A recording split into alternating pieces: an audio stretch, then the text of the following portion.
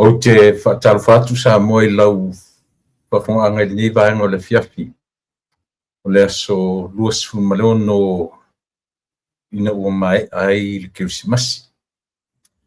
Ia, ua mai ele aso malolo, maua le malolonga le aso na fi o mo foi malo si fou le nei aso.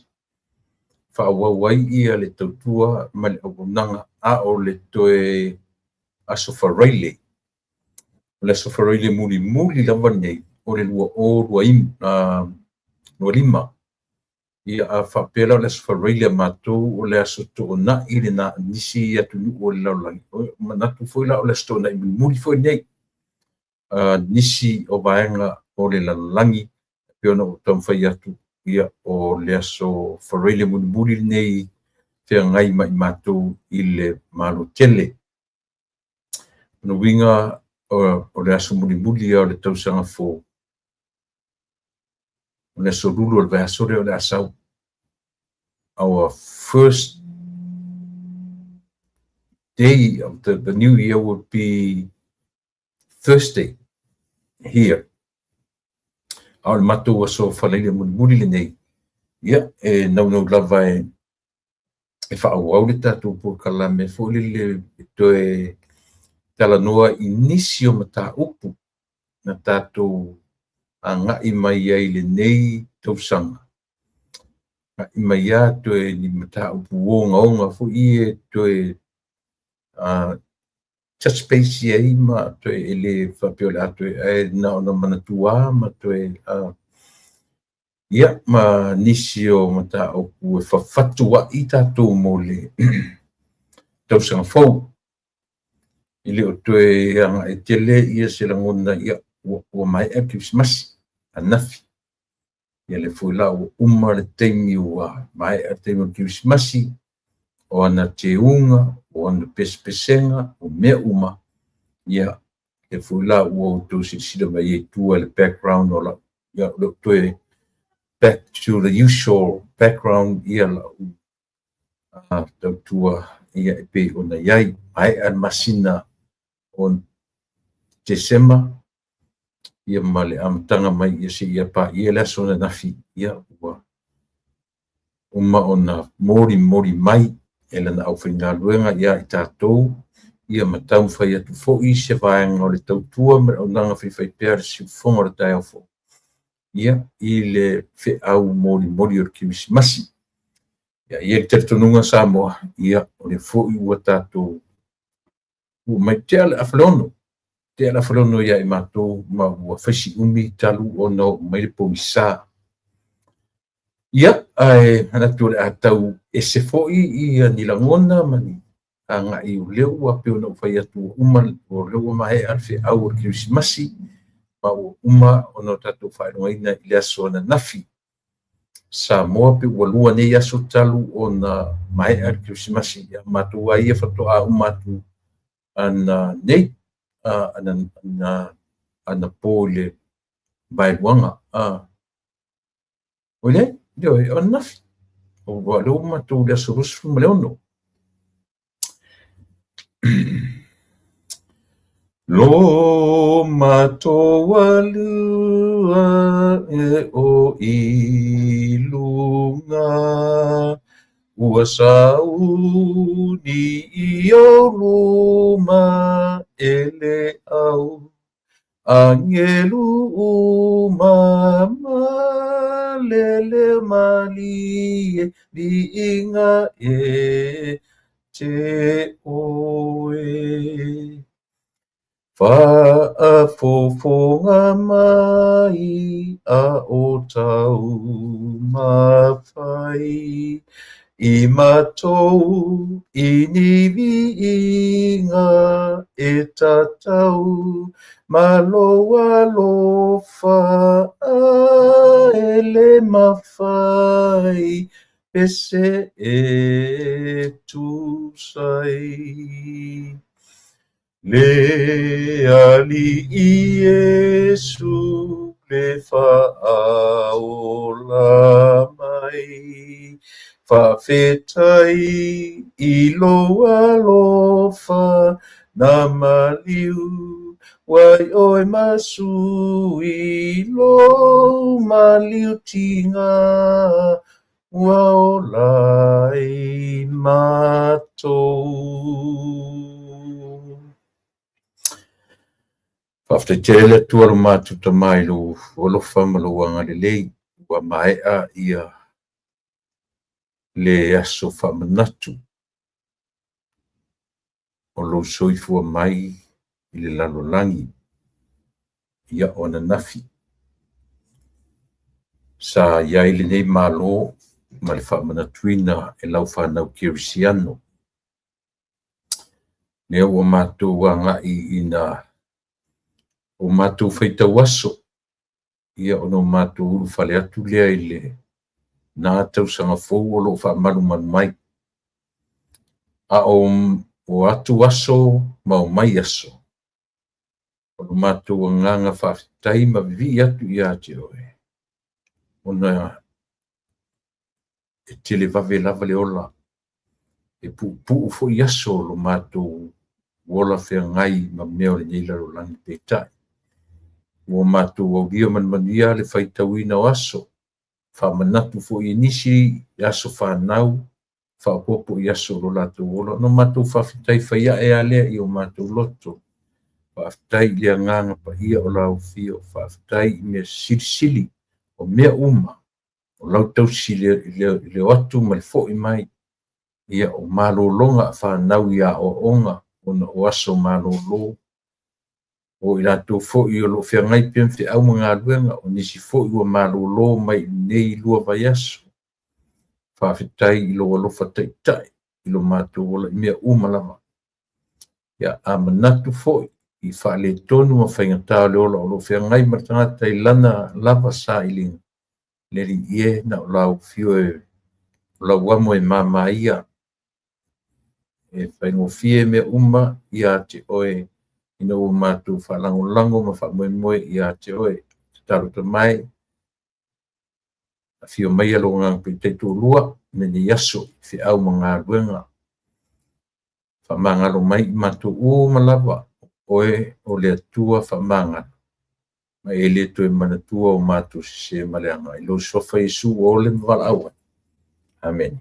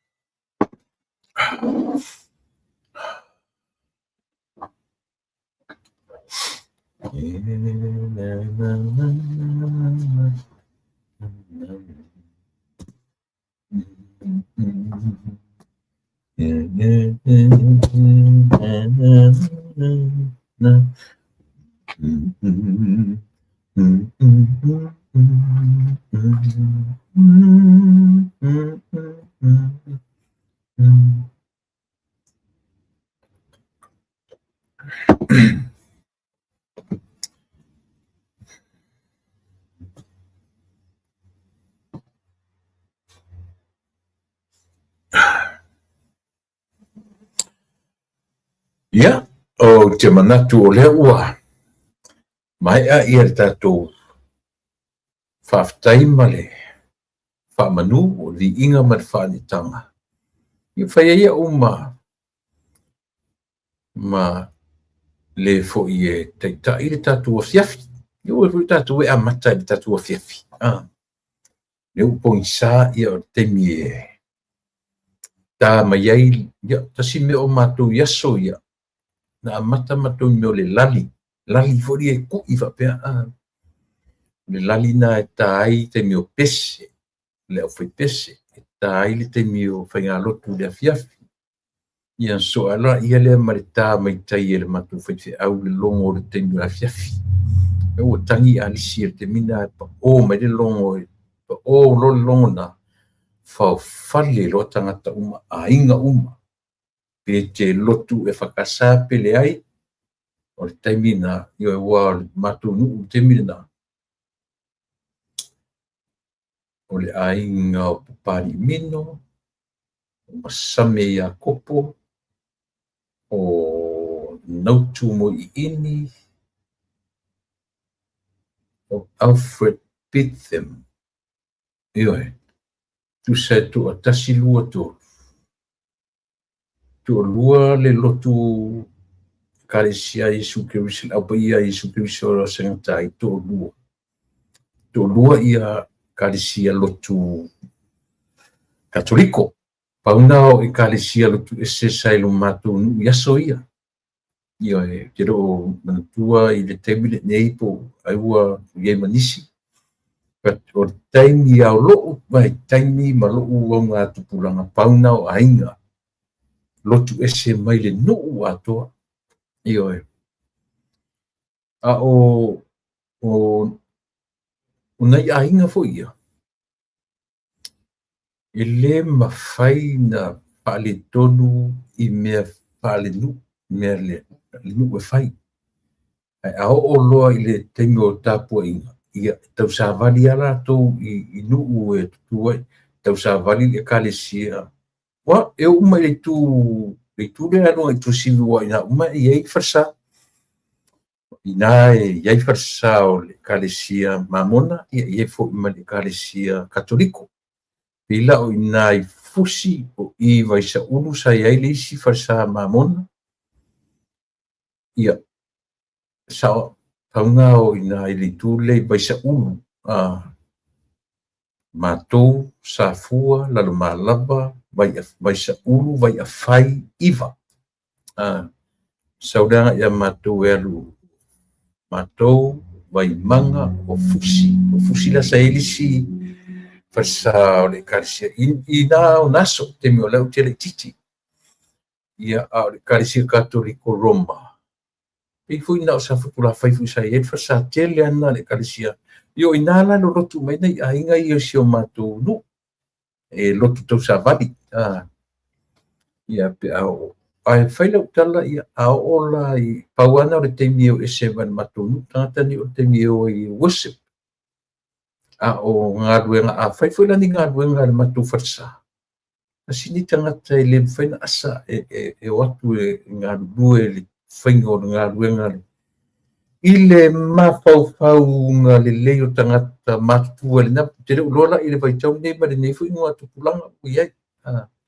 o nei to ina matutua ma nei lo matua temina o lo iai tonu io to ina leo i soafa ia masame ia kopo o nautu mo ini ia o le to ina le o lo matua valu ma Alfred Beetham si ainga le sa iai le black and white io valu la o lontua ngane ia si to ina papali i pesa mino satua oi matou fale io na vai te ia ua malili uma le masisi o latou ia o te whaalauatua o latou sofa toi soifua mai o valu mai tai o valu ma lo nali Alfred Beetham malili uma nei o lo teu fu nei Amerika ia i la ua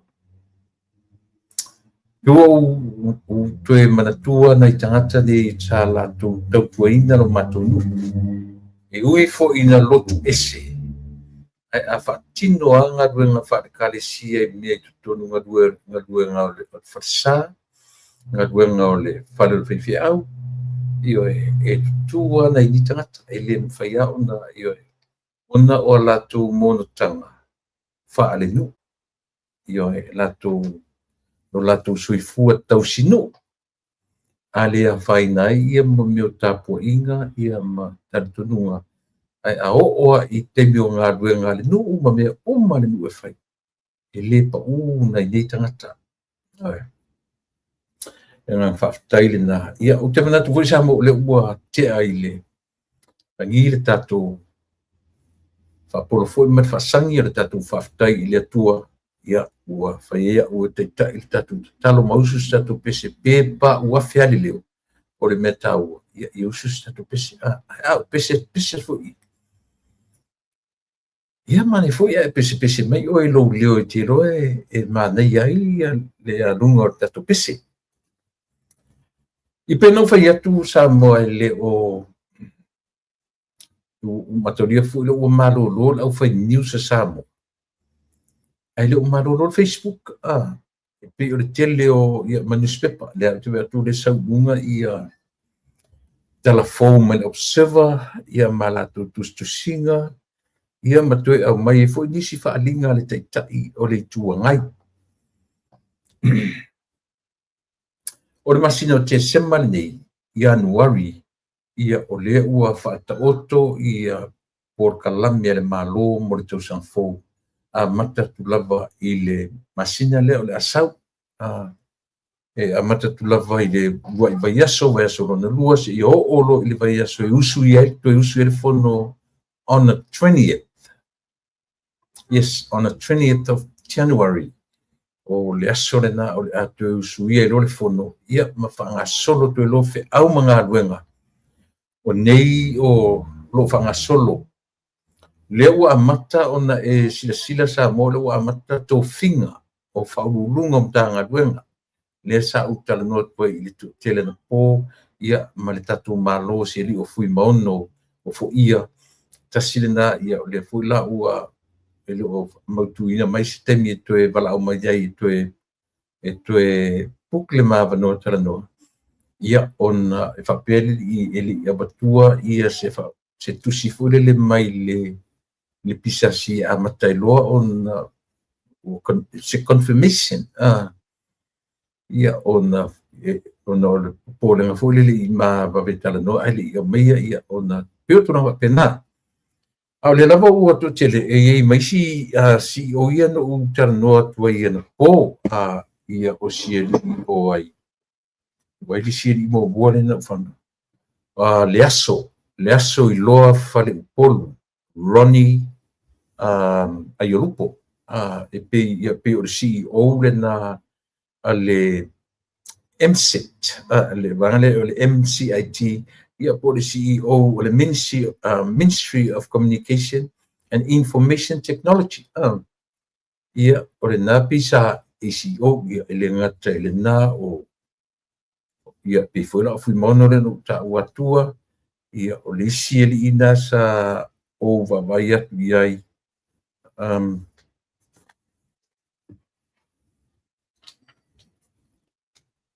o isi o fou ia na faailoa mai ia e toʻatele lava i latou le ua amata ona ia faapena foʻi la i le toʻatolu foi lele peagai ma le toe iloiloina o totogi a le malo tagata faigaluega a le malo ia pei o na taitaifono ai le lii o tuala Farani Jiangtung ia so ane ai ma Walter ia ma le tamaitaʻi o Tuiloma mo au sa sui o komiti o mo au sa Walter faiu ia ma le tamaitaʻi o Tuiloma le malu Sina Retzlaff o le toʻatolu na le ua toe faauauina ma toe extend le latou contract for another 3 years so se talafifia na mo latou o isi CEO ia no talanoa atu ai ia lenā ia pei o le CEO o le pisinisi alaga manuia ma le ipa le fioga ia puleaʻi Rocha Toleafoa ia tasi lenā ia faapena foʻi o isi tala matagofia ia o le tofia o le faipule vai mauga fā ia ma safatalua pauna o sui o le HRPP le ua tofia fai ma taitaifono ia e fai ma taitaifono o le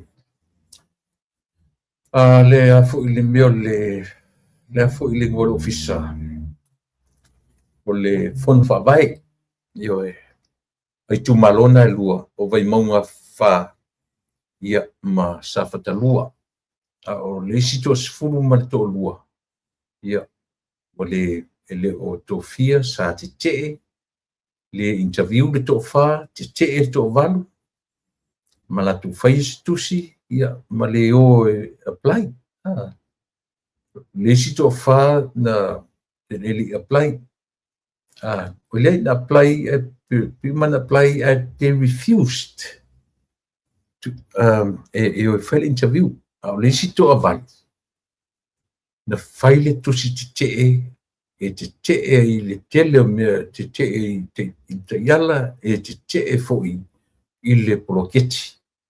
Noe ia tātou tālia na tūlanga whapena i polale tūlanga o iai. Ia o tele i o ngā ruenga ale malofo lea lale no o lisi mena o mata tūna leila mana ia. Ele lopo le ale te mina whai ele whatanuanga lea ma meo board members. Ia ese sa ua ai o tangata eoe.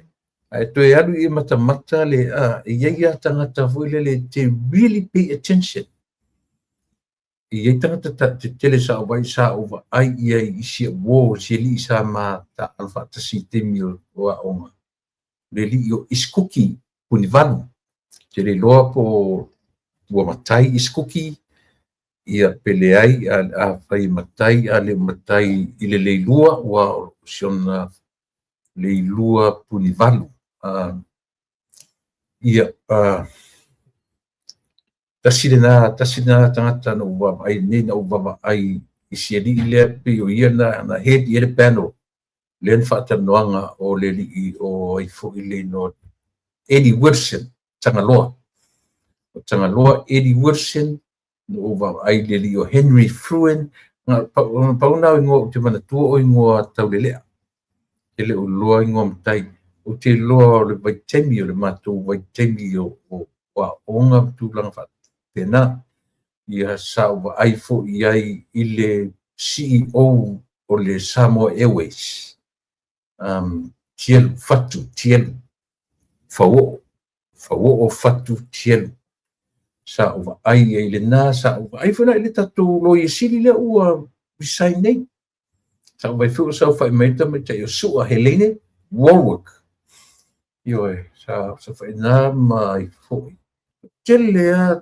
tangata i longa o le tatou malo ioe e toe alu lai te toe baba ai i le ia i la tou na matua pay attention sa unuanga le li pale mia iai fo ia i la tou te ba ai meo le i le tue ngā ata furi le pi ata winga ata pi e femuswa i fo le ma e manai ana i me manatua sa moe le i tutupu whapeni me whapele tuanai i mai te tatou temi fo i au tatou ele iei me whapena ele iei se me kau social media e tele fo i tau te ia ua tupu whaia ele me tatou te ele malama le atu ioe e tatou te ele malama fo i mo neo le whela matai o lo whainei ai leo se mea whapea whatoa kuni o le mea ua lewa na whai tonu langa o le competition le mea tau te whiua tau te oloa i le mea le reality of life tatou rola la ia le i o mene o meo competitions a mese lava fo i latou o lea mai ama tau talai mai o latou e ma e a fua isia tasila le mea o meo o ngā ruenga mese fo i latou e ua tu mawhaelonga te tele e compete lunga ia e les whapese sa moe te les se selection e te les e atu nuu fo le ia lava se selection tangata e lai titi la atu nuu la iti avana o whainga ruanga a leu whanga solo ina ngā solo atu tangata o ina tangata ata mai lei o ina la o te pikia ia u ia le system le na whaine i le mo i fo ia e se fo le tatu ai le mele ua pe ua wha ministry ai leo pe ua wha CEO ai ma ACEOs wa me fo me ia ai pe o le mea tatu masani me tatu matanga ruenga mo me directors deputy directors o matanga ruenga departments leo kako mai kemi o ministries pe o swinga ia ai mo wala ia le swinga mo me o contracts langa ua tama mai le atunu o tele ina o mai ia le fo il kako university tono le atunu ia e u meta mai ti u mai ar mesa ia sa tu u faua sa tu o tia por la parte mi silonga turi o e mare director ia po le foi so fa le tonu le director ia ai o le mena na e fo ila ia leo se la ngona i le whainga malo i le nawa i te mea HRPP ia ona ua to tele tangata whai atu le atu na ese loa tatu matulanga o mo meo departments ese le malo o ata papi o le ua wha ministry ale malo ia ua whai wale ngata fui lea ua suia mai le vaenga o le director ia a sui i le mo le meo CEO ma le ACEO ia pio nei vaenga uma ia na tatu tiptilo no mata ila le saunoanga ma nei e tele saunoanga le i oe no baba ai mo utango e tama fai tau ma fonga langa le au ata mai no ba ai tu sa fa mena no fa lunga mtanga duanga ele ngata la mo meu CEOs ana sa fa mai ai ma board members ele ngata board members but chairmans tangata te fono i tu tonu o ia matauria e maua se tu ranga te fono i tu tonu le fa pere di minister e tuiti te atu tusa e equivalent lau te fono i board members ia e equivalent anga i portfolios a minister so e le titi la e le titi ngā ruenga island ai anu te su e ia na tango le te faitau sa wa aifo iai i le tamaita i le sa CEO le ua ese le ua CEO ai ia le fuimono le tu matitano atu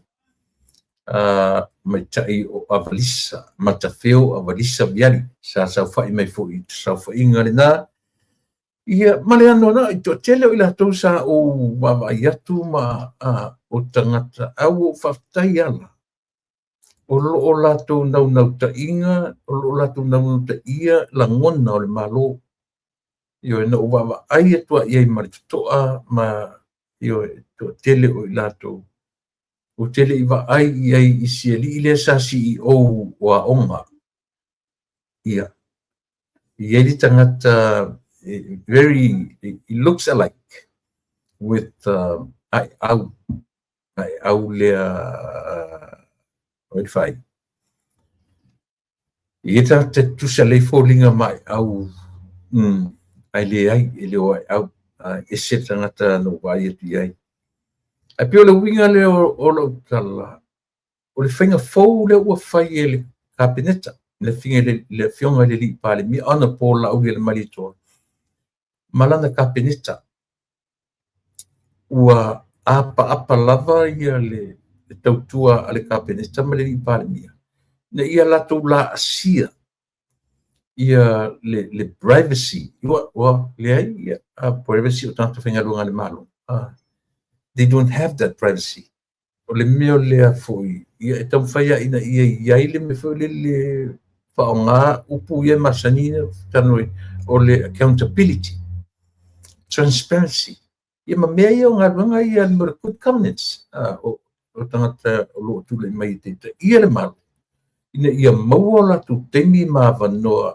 e anga ia i tala noa i vaenga te itasi o mai ia o le malu e misela ia vaenga ia manino masa ili mai po o fea tonu o lo iai loto mawhina ngalo o ila toni aisia lango i le ta oto iai manuia o vaenga o matanga duenga umalaba le malu o ai o ana tangata whainga duenga i lela na mana ia filo inga te lupo an feren tu por filo inga le langa le no tu pe to atu ulungo le la ia nang ola sto na ile ni o te lupo o nentu poi pele ai o le so o le sfarelio le lato afo masi msalo na filo isi aso le vai aso nei a le fato atu wani lunga ia le fato mata ia wana nei ana le la i le taiao ia mana ia tele filo inga lea mana ia i o le au mainga le fionga le li pale mia o lo la tu fatua tuaina e sele mana ia o le ia tiaua ia o langa o le delivering o le message manino ma pe vatua vatu fe auta ua ele maulalo le ai ile to mai ma le silafia ma le loa e pe o le aunga e tam fai e tongi atu ma momoli atu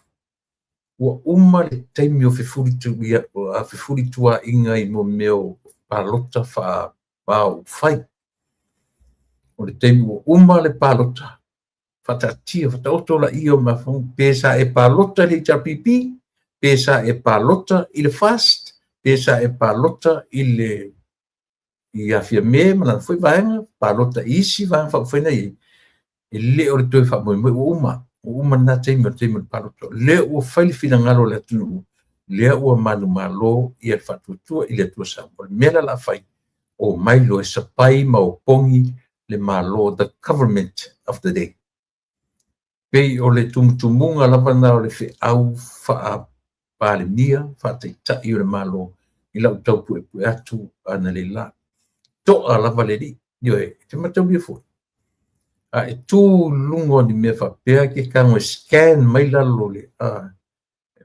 te tu lo lunga e mesi lava mo meo public speakers la tu fu e pi ele ia eu foi ia tau ele temi o te tua lungo tangata e misi foi temi te tua ia lungo le mea fe au fola fa pula ka te no forma scan mai lalo ata tango la scan mai lalo le audience o lo sa fa ia tua ia ni matua i tangata i longo le atu ata mamai ia e te fa longo tua fu le pe e tau iesi tau fa pole ono lela e mata mai le tangata e te roana tau iai le va ai le li palmia na le la ua o la o le va ai mai la oka o le au ata mai umo sa molen sa fa i me o mo meo o te fono o fa la putonga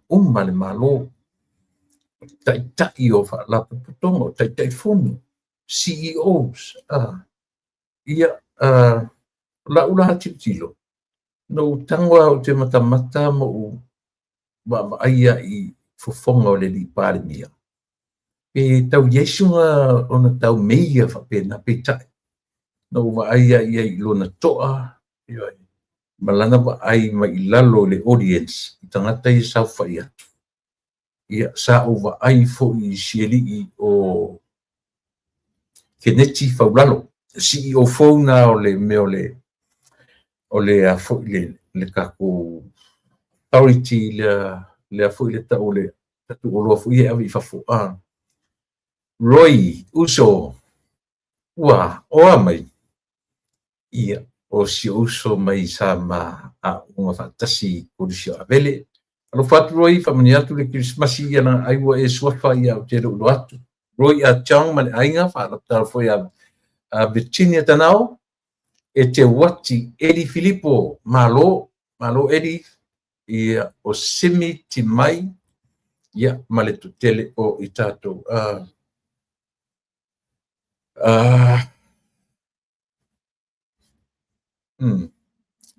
Mei avito peniei si long term tamilo ia patalof ia tamo fangu au delay ia patalofat fo ia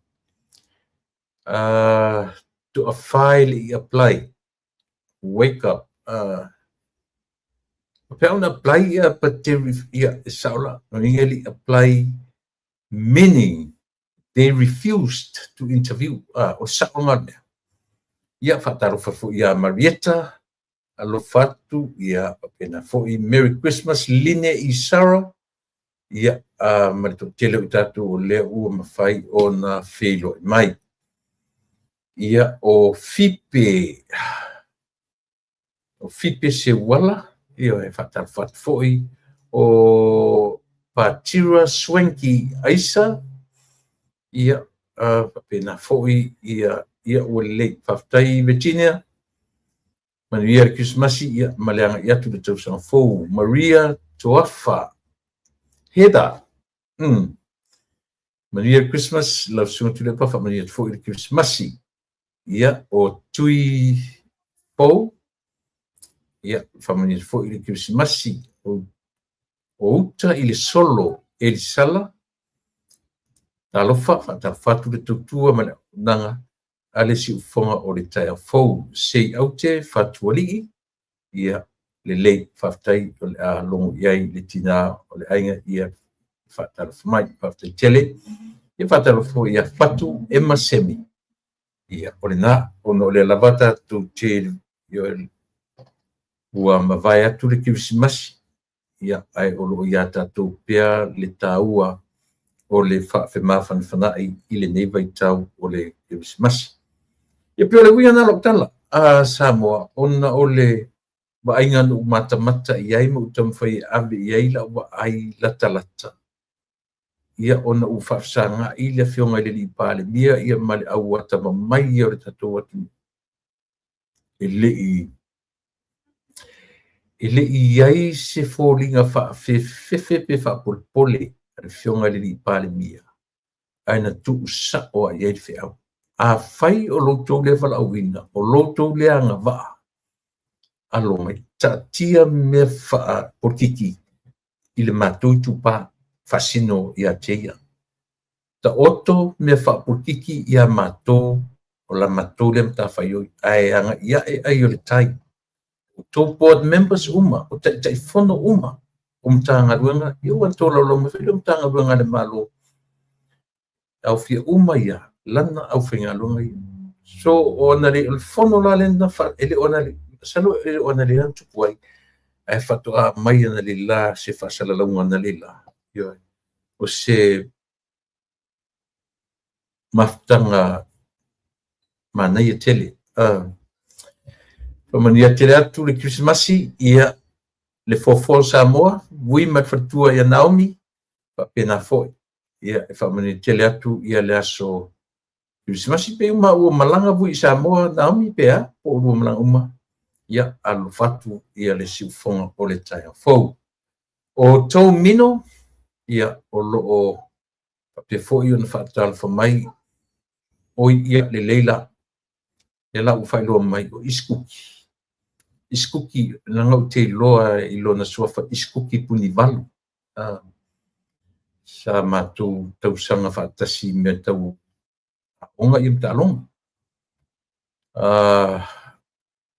le la ufai loa mai o le e suafa matai i le lei ataua aua pe o suafa foi na sa suafa isio na tua a partai mo le fai loa mai o tulaga ia faiva o siani Juliano Tuiloma ia faapetele matamata mai le visa le moa o i siani ia faamania tele atu tapenaga o le tausaga fou ua uma maeʻa ia le Krismasi latou ia e faamania atu tapenaga mo le tausaga fou afetai o loo mafuta mau mai lava i Samoa o Caroline Achong ia lenā foʻi ia le lagona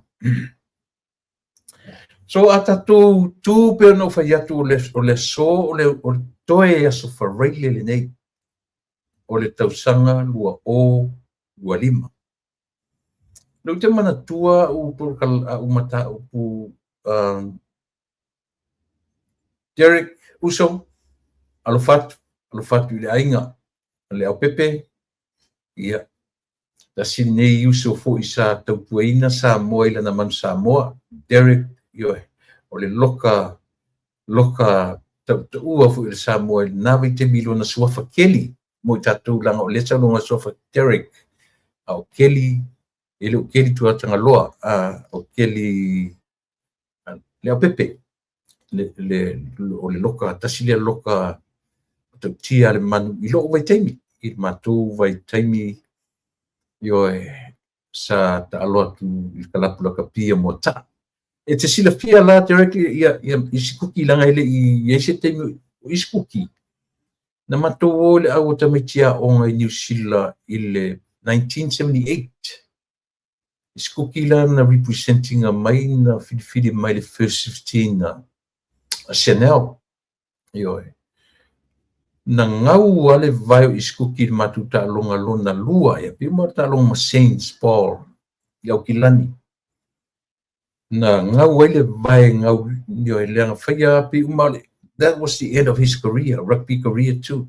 Yo 1978 na modi ali Samoa na la vea lo le ile to e le nga le si flight chale al vale le naru i Samoa na ave si su Samoa ai sui e to lola ina e le susunga ile faifi au nei o Tara yo i New Zealand iau ki lani New Zealand o Tara po fena i ma fala lima yo so nala le exchange na tupu te milina i le au mua lava na tamitia onga na tua ina New Zealand.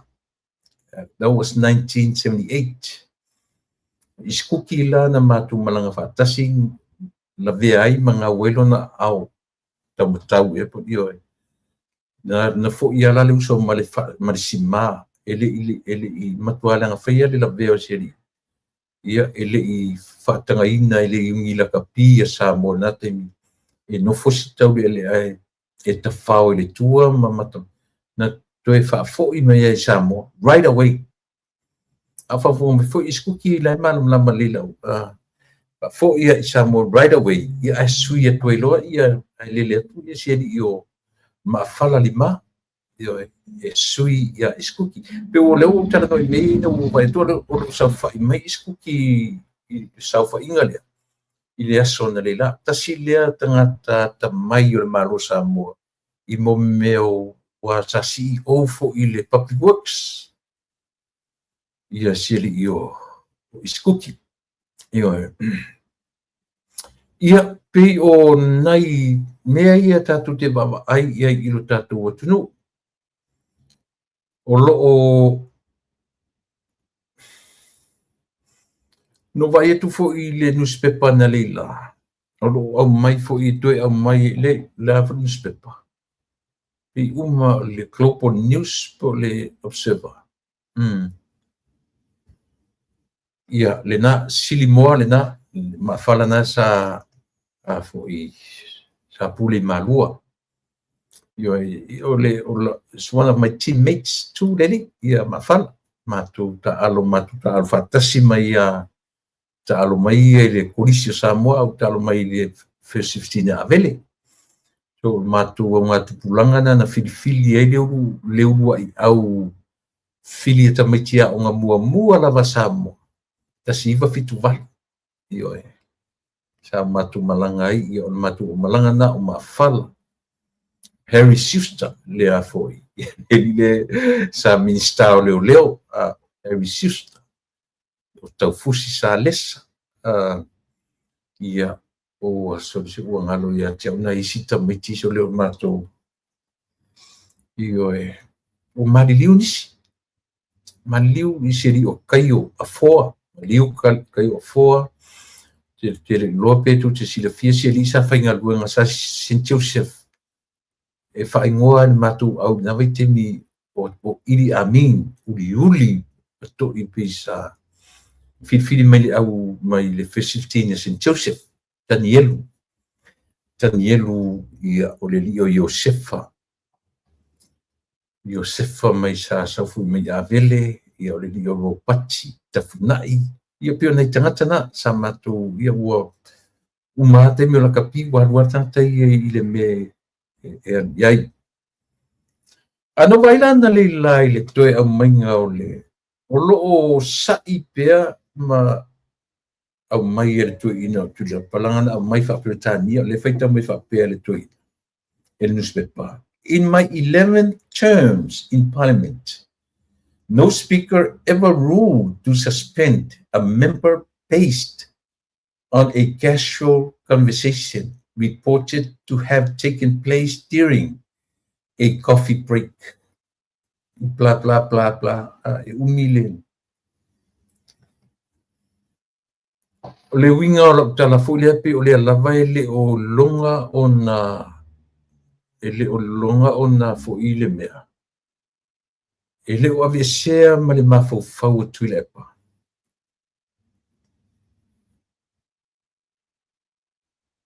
e tuli lo lava to ina o ie sa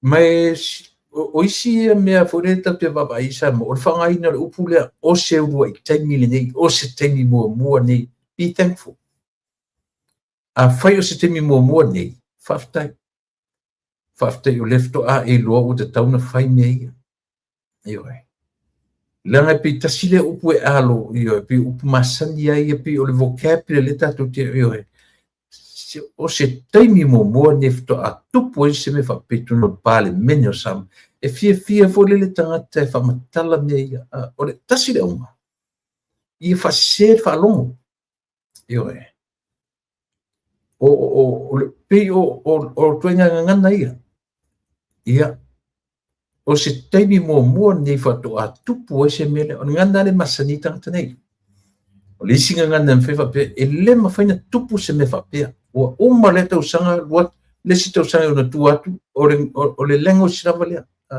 se le kupu se mea e le mawhaina kupu se me whapea e le mawhaina tupu se me whapea io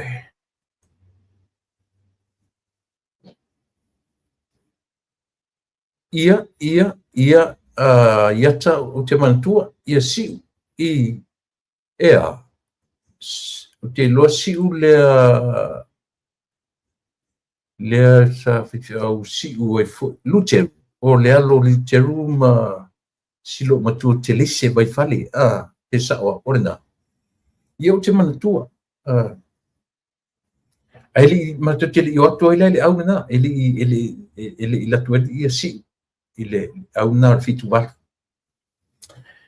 ia o le na o toe fai atu le tala sa moa o te whanoa i ne tustusinga ona o te le uloa i tangata po le nusi pepa they bend down their own words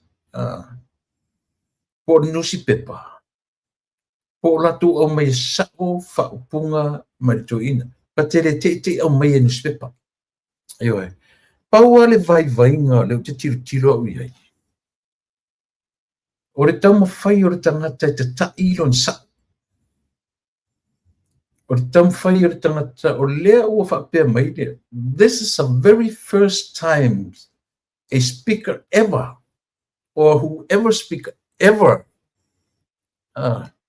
suspend somebody or any member of parliament i le meo langa ia whaalongo la le upu le amai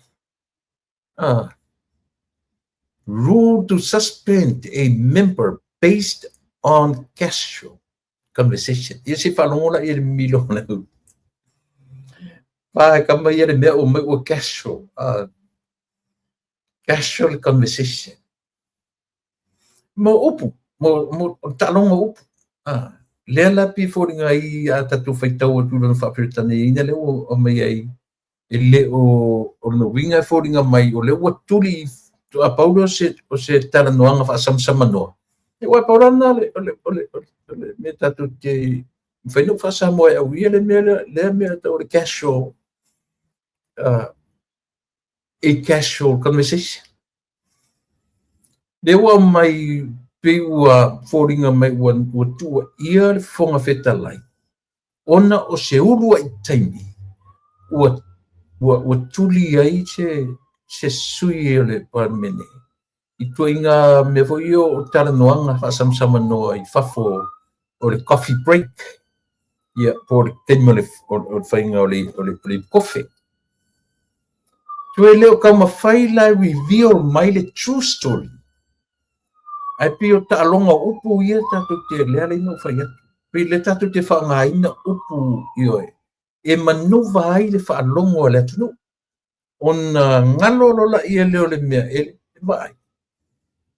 Pena lafo le whalefonu. Pena lafo i tua whale po ruma whale po whia lava i le compound lea consider o compound e lalo le vainga whaarapong whetalai. Ia matau mai ei, matoe au mai pea, matoe au mai pea, matoe au mai pea. Lau palau vale na whai. Ua tatu te au mai e whapea. Ioe. o se teimi mua ua rula i whapea e se fofonga whitalai, se MP ia po le alawa. It's a valid to leave the Parliament House. That was the very first time. I tustu singa ia mai. I le lona se fulu ma le tasi o ana no fo inga o na terms o rupunga le mai o le se fulu ma le tasi o nga terms le Parliament. Ele ia se fofonga whitalai whapea ua tulia se tangata ma le Parliament.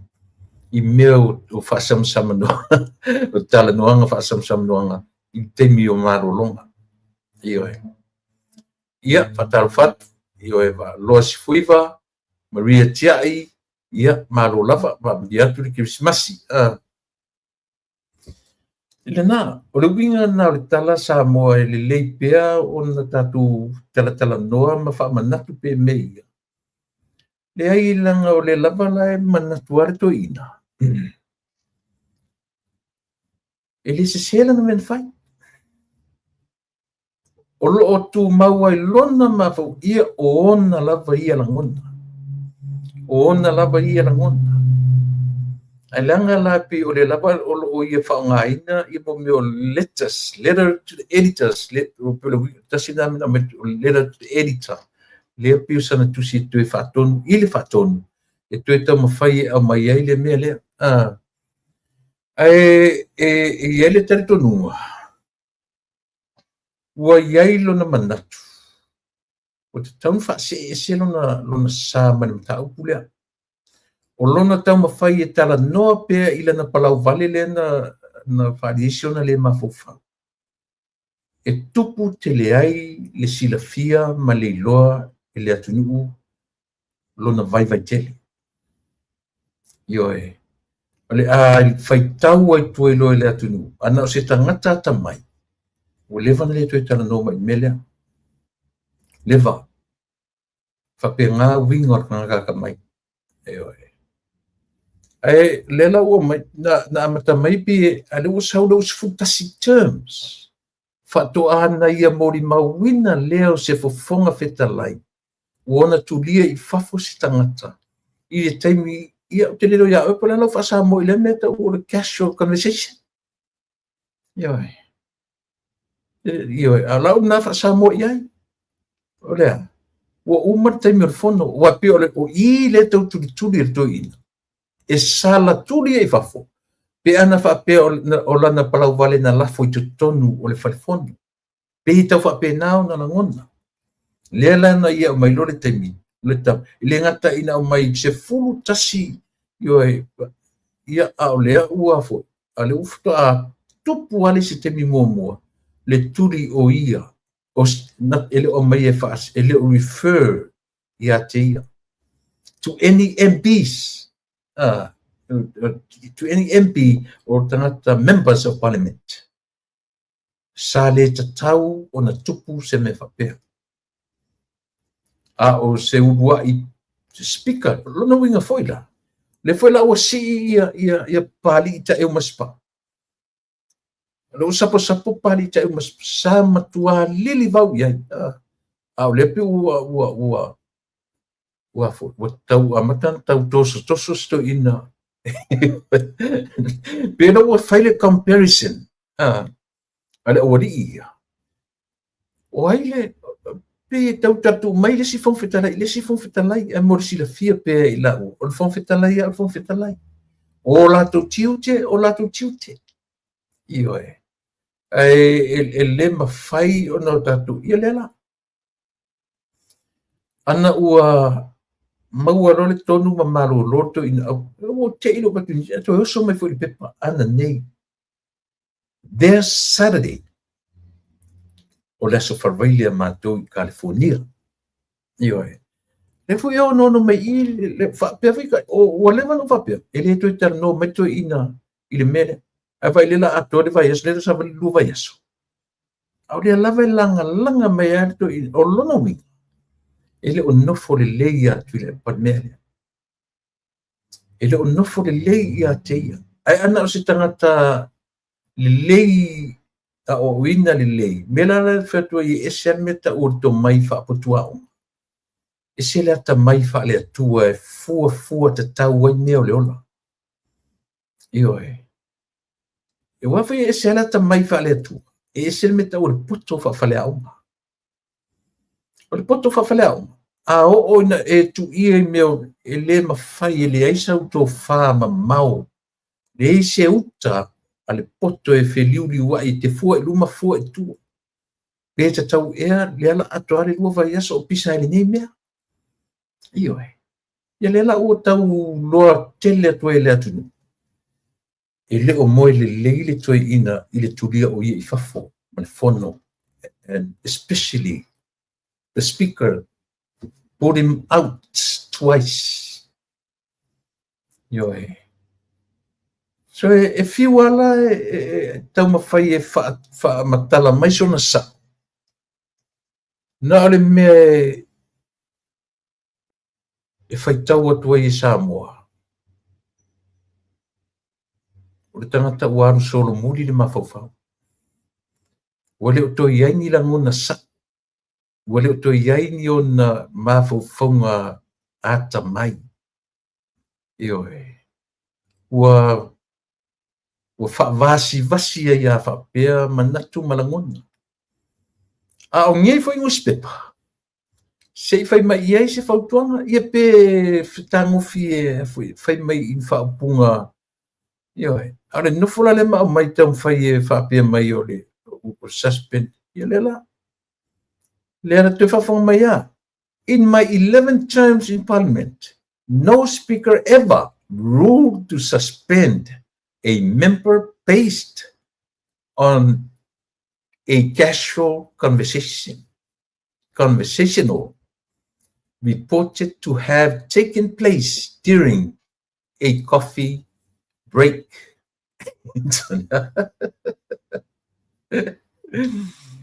Ia te whautala tatu sa mai. Ne ua matana mai wale ta ua mai. E muso ta mai lana upura na tau. Na le no fole mata ule upa palangi e a whai me ore sieti. Ore sieki le nau.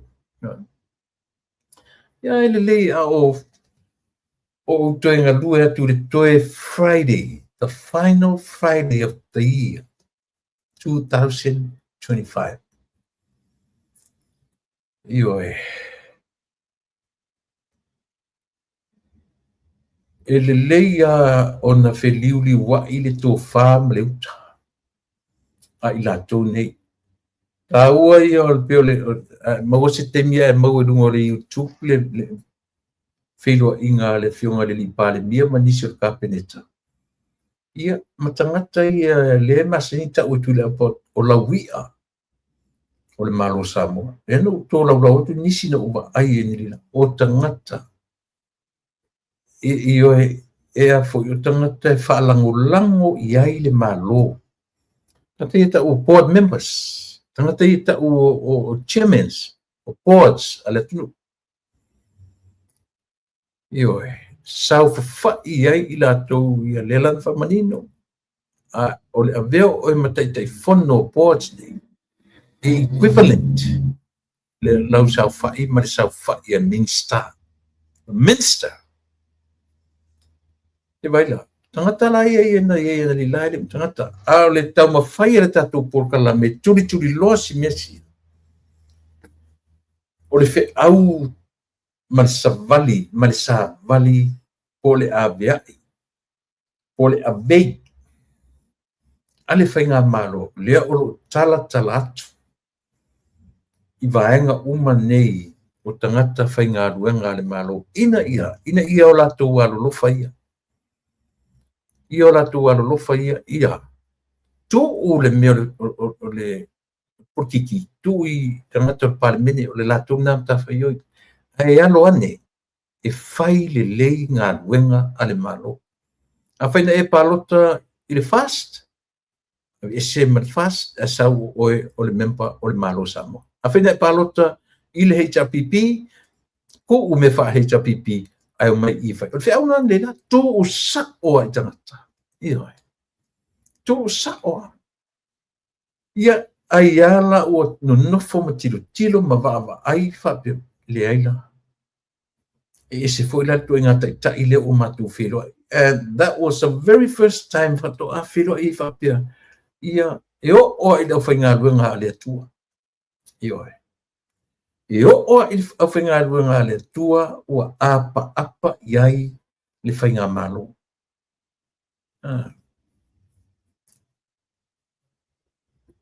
Wale nofo le lei le whainga malo ma enjoy the offices, the air condition in the office. Le ngata ona ua whai le ngā ruenga apa e Sava Valley I vaenga uma o le atunu.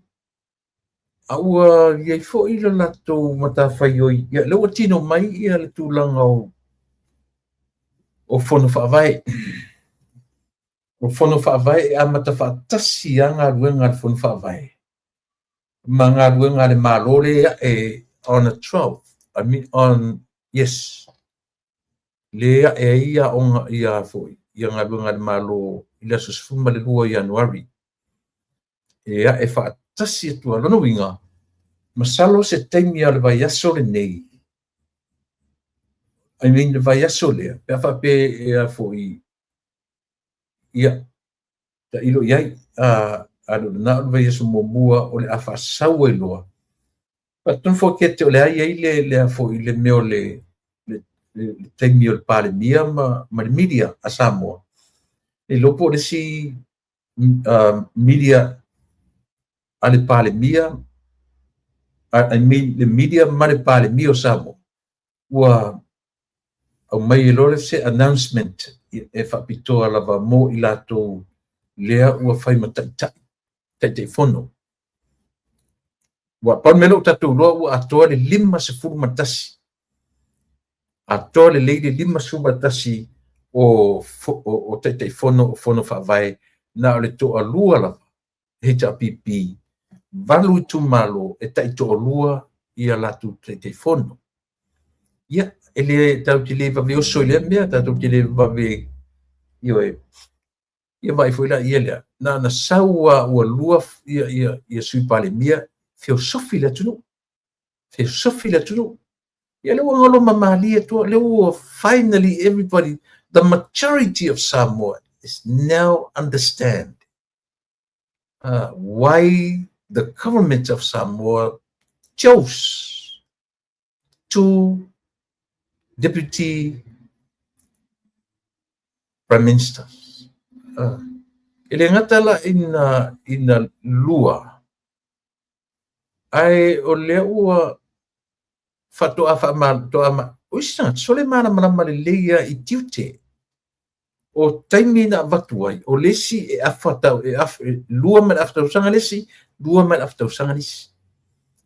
Mea fōu. Ai pe fōu pēr. O meo o filinga ma me whai lunga o le bāma ai tutoa, ma le fesili I le ata mai whaale atua, e whai filinga o meni. Ia le lau ngolo mamali atua le komu moto tiro tangata, I le lua sui pānia. Le o manino malamalama, e lua sui pānia, ese taimi activate ai. Ioi. Ai le, not like the other one trying to step on somebody's toe. E whai ia tiutem ta whai o ia tangata ia. I lona wala awina in the time of his or her calling. I le whai lungo le tuinga mea. So le mea ta ualana. E le lei on tatu wawai toi. I le whai lau whalau mai e whai lua mele whiunga le li pare mea. E se matua valu lena whai e tus te ioe. I le whainga o le poroketi toi te le poroketi la whainga. Ia marito whawhoi lena le na museo apply toi museo interview. So o vaenga umai le atunu ua Samoa, o te taritonu. E au ngā ono tatu wawa ai iai male ioe. ele i vale, ele tu vale ele tu ele tu au no ina ia le mafaufau wata mai ma le mafaufau totoa na tapena i ele malo ana tofi. Ia, o fate ta inga na ovatua. Na vevesi ana tele atala i na ua tofi mai to wani. Ne ua ngaloma mania tua. Le ua solo ina malama tangata. So it's a good calling. It's a good call i le ai at palemia. Ia le fela ua mai melea. Valu le lei valu. Lima le matolu valu. Valu i tu malo. Tai to lua ia wa te le fela sa fa mo ia langa o tuanin sa o malo le malo. Le malo nga wenga malo ia su malo. A o tuai na sa dunga ni mea. Ona o mea ia. A le o wa ia tu su se o batui. O le fo fa tuina. Le tai lua tai fono o tu malo e valu. And now everybody's eager.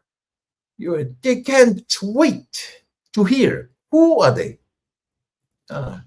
O le mawhai tangata na nofo le chefa. O ai lai tu malo ia. O ai fo ia. A pau ale mele na whamanino me le fionga i le sunga le pale mia. Whaonga uma. O e na o le palota. O e o lo tutu mai te minei. O e na apply. So le lava e peto tasi tanta whaonga peto lua. A o le lava e so solo i lunga o taptinonga na whai. Peto a valu i tu malo le o tai to lua. Ia, se i o mai po ai tu malo. Tato taria. Po ai tu malo i tai to lua te fono. Ai pe e sia foi. Ua manatu ai le pano. E tai to lua. E pe ono fai atu. O mea ngi kau pano. Nefa lava fetro tala ia tio e. Ka ke olo e ta ili o le po le ale fan mana tua fo ile le mere na bevesi ia isi eli fo le afo. Le press secretary telemalo. No suspend le ua temporarily suspended. Oi foi ngosi eli. Na nai.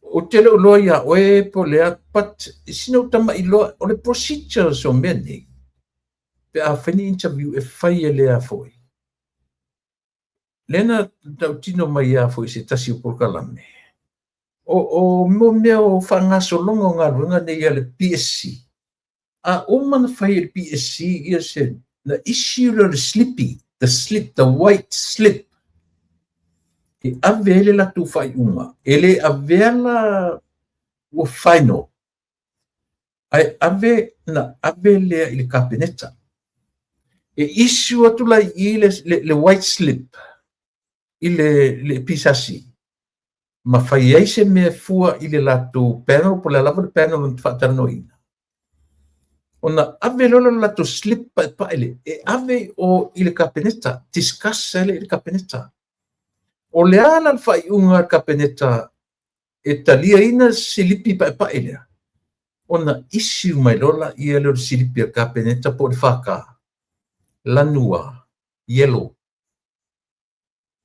O le yellow ralia e final lai le decision to a let out lole to the public. Yoi. O le yellow slip clear. Meaning the subject or whatever title they were discussing. Ona la lava me ona tuurola ia le tutono le whaka po le yellow slip lea. Ona abelola ia le aurala le secretary ma le media. Whaarulo I whafoi la tu tele ma laulangi tele. Ioi. Ata sila le menta tuuroi. Ma ia lana whai unga le ia fu. E te tau ona whamaro lo for good ia lapi. Ia lea, tasi lea mea le u whamtala tua. O lea, o le te tau ona follow I procedures o ngā ruenga. A whai ele ele o se procedure o la nangaluanga le meo le issue mai le white slip sa roi fa sala la o kaulam kuli lang o le white slip nga entire kabineta abi o kabineta discuss el kabineta o le ala le fai unga kabineta fai le white slip le ona fatua issue rola ia la to slip lam sama yellow slip o le faka e por fai unga al kabineta ia le vai la ese manino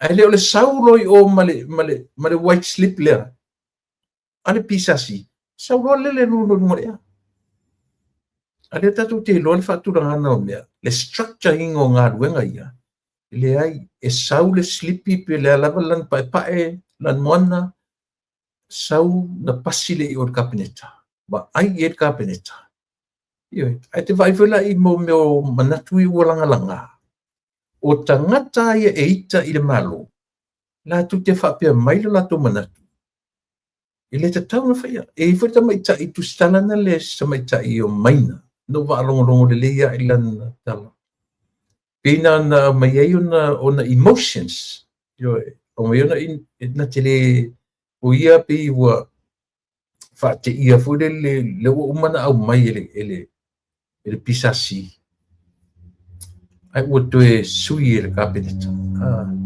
e fula tala no e tu le epa male la to foi vai pen mai i le tulanga le ala le nga pisasi ai te mana tua foi le tala foi le Samoa le na interview to ina ua o te tala no pea la va pea ele mele io le anga le mele ele to e pe le manu ale i au nga tupulanga Samoa nei io fa va io ele to e pe o le manu o le noford o tama i le taʻitaʻi o le atunu ae pule lona taliʻi i tupe o le atunu e pule lona taliʻi i tupe a le atunu ae toe pule lona son-in-law i mea tausuʻetusi ia ioe a le atunu tupe suʻetusi ioe e relate uma mea ia ma le anono isi ana fanau tafafaʻi i uluulu o matagaluaga sa moe moʻi e tatou te ae laga lepe ua toe agaʻi lau talanoa o le toe aso faraile lenei o lenei tausaga ua toe talanoa le mele o le panel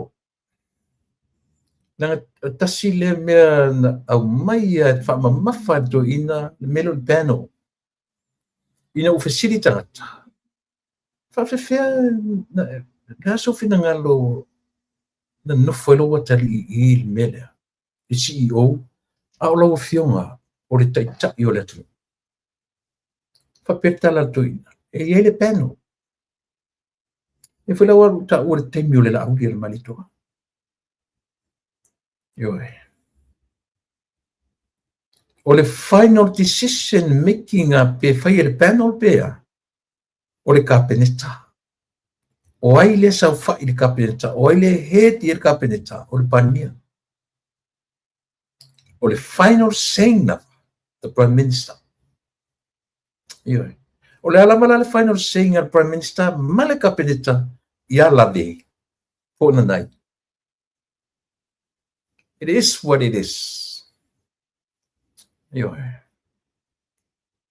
o le tatou lana tilo ma le tatou vaavaai ai le lana fai atu le pa sole lo watali ile ife mai le o le marusianga o le palemia e pule le peno men fai le peno pe fesili folo isi a fele mau accountant qualified accountant te samo a sauta le toina le sisina apply ioe le sisina apply tato va ai to a i mea o ila tatou faitauina e lo le o taʻitaʻiga atu le epa e lē faamaoni aisia e leai sona vaai lautele i le atusole faafefea no alauina le mea le tupu how can I allow this to happen Awhewhia. O matau Samoa whaitau wafe mafe. A whai e lua se lau wafe population, pa tele e lua wha se lau wafe ice, 400 ice. E take umane wa ai o nei wha se lau wafe mata ia te ia.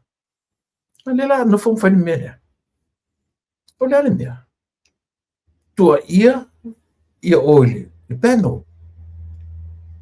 A saule mea. E whesiri, a whawhesta me le ai manisi, there's no other applicant except for his son. Mai le whaitau se lau, whaitau wafe o accountants whauina Samoa, the town apply. A whamata maro e le si wole. Eoi. O mena ia, o manu a ia Samoa, e le toi pepe o mai tupulanga lalo vao Samoa. E le toi pepe mea ia. And that was a communist style. Anyway. That was communism. O tūlanga wha komunisi mena.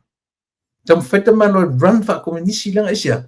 Wha komunisi sa whawhai le ainga I tutonu o mea tau tupe an malo. O le style na wha komunisi. E le la titi le mele langa lauto e tau e langa na ave e fisili tangata. Alane e tasi al tala toina. Le ai manisi na apply na orona tari. Ai wharongo la utu Samoa. Fisili tu e pe whawhelan pe me tua e toina. I le pano. A le pano. Leo no whamtara tu I whainga o positio so mea. O le silipi o le pano. Issue, umaro sa interview, issue do le panel, ia por pisasi, ia le white, e papai. E ave ia pasi ele la tu fai uma, e ave le capeneta. Not to the hands of the media. Not at all. E pasi o ile capeneta, ona issue mai lola ia le capeneta le pepa wanam sama. That is the final answer of whatever issue. Or the final na. Ia le lai lo tu le per final. O fela tu le final. O ia. Ana fa pela o ia o se taita ia mala malama ila na mele fai. E fa pe atu oi o konga ngo for peno. Ko fia o konga ku ke ngia o lo watali ile tamale. E inko fai ai. Fa fonga lei mai sam. Pe ana fa pe o tu inga tilo lea. E tilo ai li tangata e moni le alofa ia sam. Le foi fa fonga mai la ule malito. Foi fonga mai fa yo e. O te tetun ana tu foi la o se atari o le la ule malito lea e sa fa I mai I le o umana apply. O umana interview. O te taritonu. E lema fai na o I se o toinga mele fai ele la ui ele malitoa. Pano. To fia o tona sa fai na. E ese se o tona tawa e se tova ai o le atari o au le o to o mai a leo te pare mia. E mwhai to fai ele mena pano. Iwe. Langa fai le o le final saying o pania. O le final saying o le kapeneta. Alea watu le pepa, watu le kapeneta ato e taita I tu lepa. There was no saying at all. Anyway. Nothing. Se foi se minska fa yang se stuipe mai le tarfengai langa e mo ia. Sa wa ya upu ale tunu ele mamala upu ale tunu. Ile o tu nu ele se tunu komunisi. Io maliero finangalo to reapply le melia o ma vala aulia ia ni accountant asamo fai tau fia le awanga na foi sa ele li sa e mo mua na la vea ala me tupu ia la vea le to apply la vea la So me uma isa mo te tau ona va e no forta ma lo me pe tau play melana por kiki tu wa I o le piano ade o lo nei sa mo fa fonga le mai e uma o le piano isi o silipi pa e na ole ele avea sa o ile o ira le ta tiel me te le ale ia lave lo le ia lave fai malona ilo o silipi le na fa pe o ia ma tu silipi ilo ia e anu ai abi o kapneta le ai ma se me o se sasi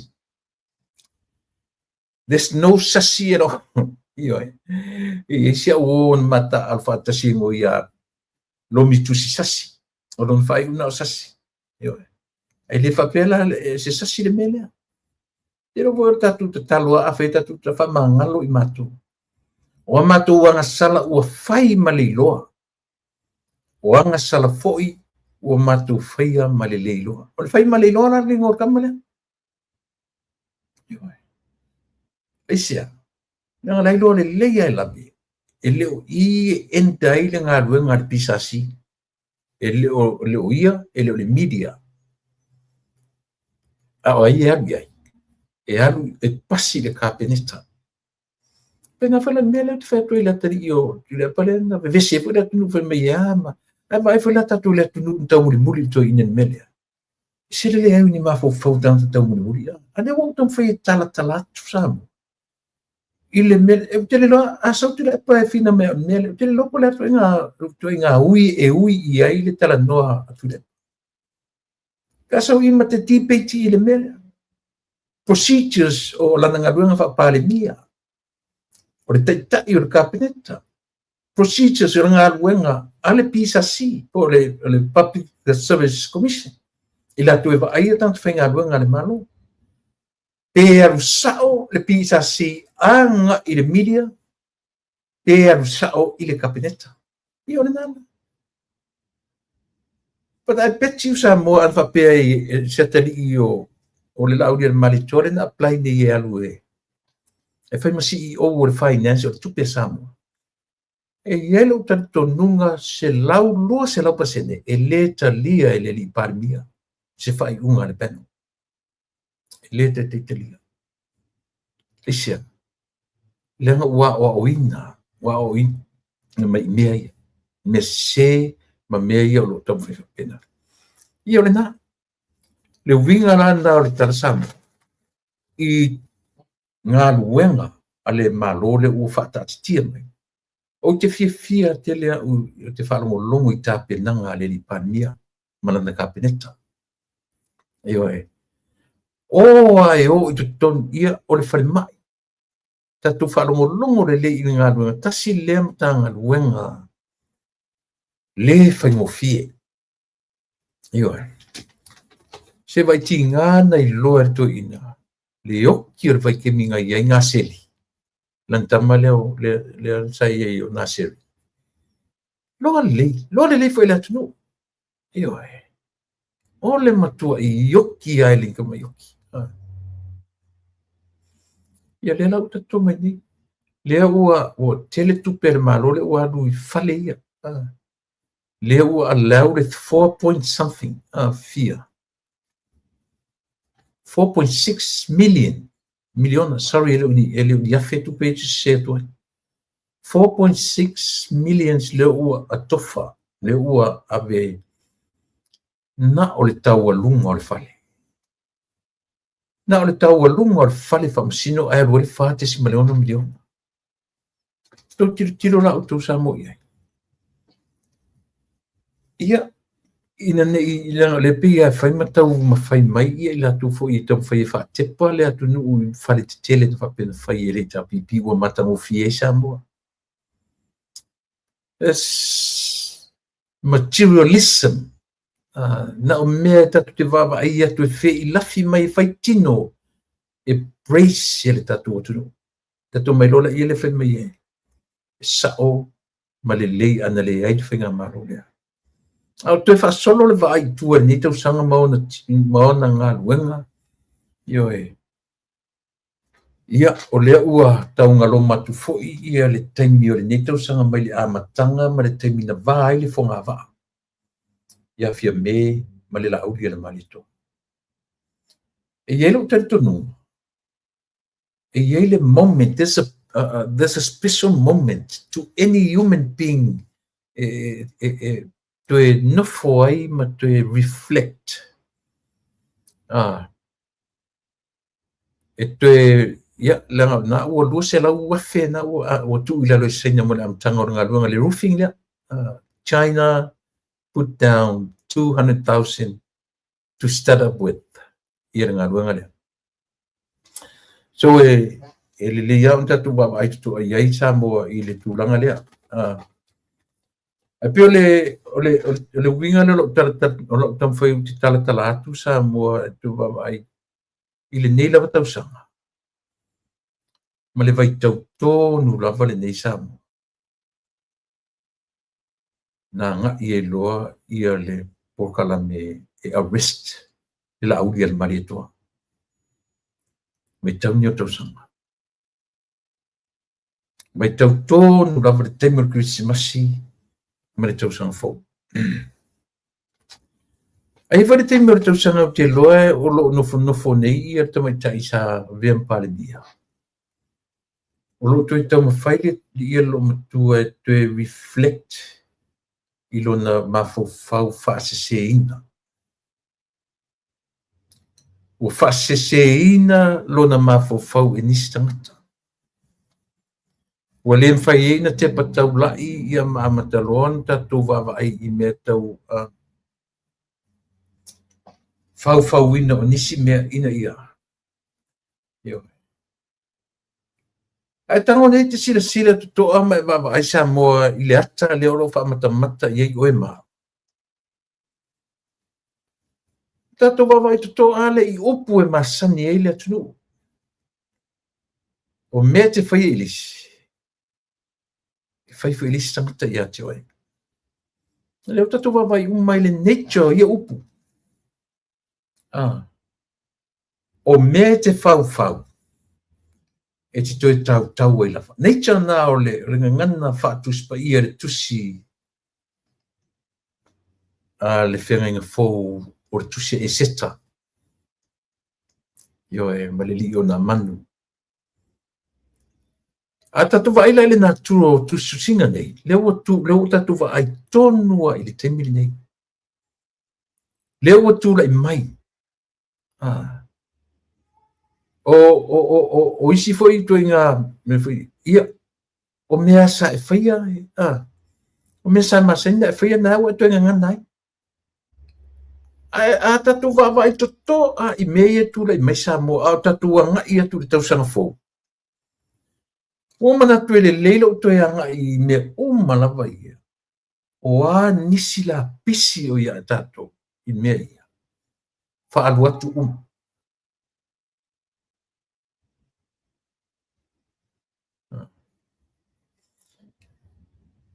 whaaluatu ia aua ne iai sisi la pisi to toe. O ne tatu toe o ma tatu la pisi o ni tausanga. E ave li tausanga fo. O ani la pisi o tatu no nofo tatu I le tausanga nei. Tau mawhai wha uma tia I uma le tausanga nei. Tatu tara no so o nemo conspiracy theories. Ia. Au le amatanga o le tausanga nei. Tatu wa ai iai le anu ai. Conspiracy theories. O mawhauwhaunga lo loto e whawhau ai lea mea ma lea mea. Ioe. Aritu a tele ia o tangata regret. Toi regret ele si fai pule it's too late. And I'm pretty sure Fia me felt the same thing.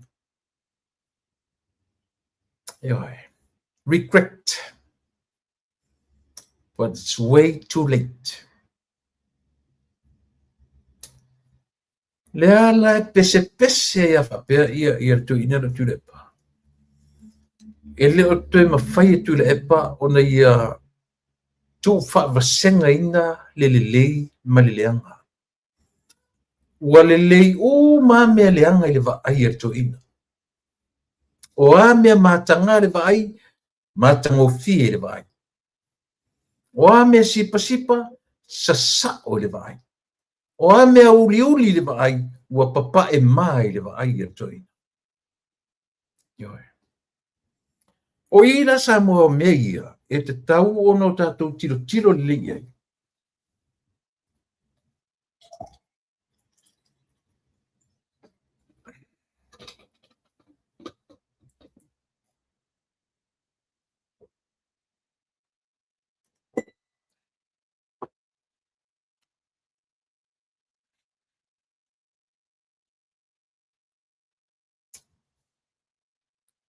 A ole i o mai fai unga tau sanga. A ole i o mai ia le toe le tau sanga lua ono o wha malu manu mai. Mana tua. Tatu tele i uma lua o tasi lua o tolu, lua o wha. A i o mai lo i lua o lima. O le lua o wha, tu titi alo o wha ua le ngana le malo. O mia o le te wharongoina le malo se ngana mai te tai. Lea fwoi na bevese ea lea tuyo. I la o la tilo na fwoi beteni. O le ngu. O le atula i mai i sona tulanga le lei peita. O le ngu. O le to iai se e fwoi o le ngu o le malo. E ngu o to mele whinga ruanga o le se leo wha perfecta. E au mai ma fai ma challenge ma malo. What is really going on? Yoe. To a ole a tatuanga ia tula tau sanga fo. I lo tari tonunga. Ua ta tau ia fia me ma tule e pao na lava le meo o le fawina o nisi tulanga. Aya. Ua lai loa. Lea u eli amata le tau sanga faa. Yoe. A lea ua lava ava ai. Ua tūra i mai le taita i o ile teiminei. E whaatino tiute sa ta tauna la amatai. O a tiute sa ta tau ona la whaia ngā ruanga le ua whai nei o lea. O le o i vaenga uma. Every and each department of Samoa. Ea. E whaafsanga i mata.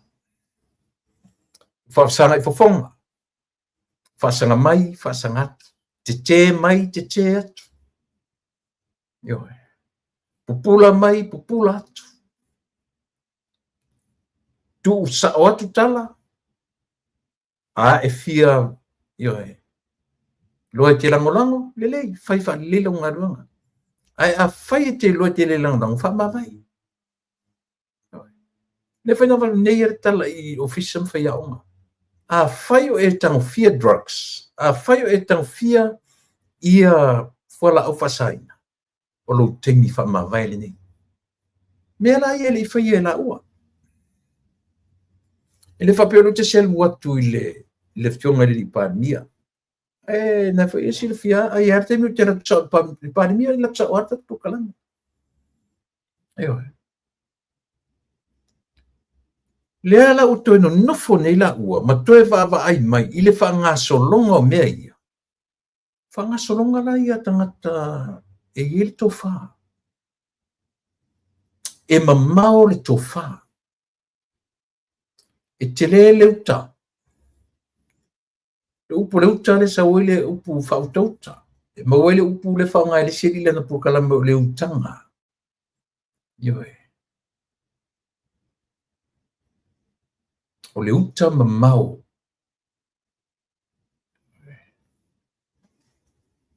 O rono winga e mamao le sila. Ia peo ila tate vava ai sa mo le senga ia o mea. Ma le tau mawhai e toe apo mai le nei tausaga ua umatu. O le 2 o 5 le tatano atu ai. The beginning of this year is very ugly. Very, very ugly. Ioe. Tele meo le uta fale. Uta fale. Fana atu fana mai. Fana atu fana mai. Tongi atu tongi mai. Ioe. O le aia se nofo I lalo le sangata mwhapea ia oa ua taitai o le tu. O sa ora o mele fa ia alu e vaile o na morianga. O sa. O fea sa ia morianga le taimi ina ua mai fa tianga o fa ia mpale mio le tu. Le whapea me te whaetua tau fiufi ni mea. Ao le winga whaelele moni mea o le tangata whetu una I le ola mani mafofa. Ai le o le mea whaelele o le loa le mea whaelistangata. Au sa wa sapia se oa ina whaase se ina lona whitanga ona o lea. Ona o I tangata sa whai ma mori mau sa whai sa whai ma whauwhautua I a teiga. Ioi. I le la oma. Le oma. Na ta uma ia le pālota le na umatu nei. Le rola po le alisi tali e tule pa ma fia me wa uma le pālota. Uma. Ioi. Wa o le teime o lea. O le mai loa e. Tu fatasi. Ioi. Tu sape te li livawa e. O te fia nisi mea fafau. Isia. Leo e loa. Na o mea oki a me whau o uma na whau leo tūrei mai a o sao mai a li pāria, sao mai pālota ina o lona I tūmalo, sao mai pālota iai ia I la tō le tō luse fu e ui na le tō sao mai le tō le lusu ato na langonango ina, ma la tō whirwhilia la au le mare tō e whai matai tai o le whau whai. Nangor tō lusu whanu lea. Ioi. The 20th members lena toe o ila tona lena fifilia la uli no fom fai fono I sauro la o la uli so e fenta ta il van fai sofa terminate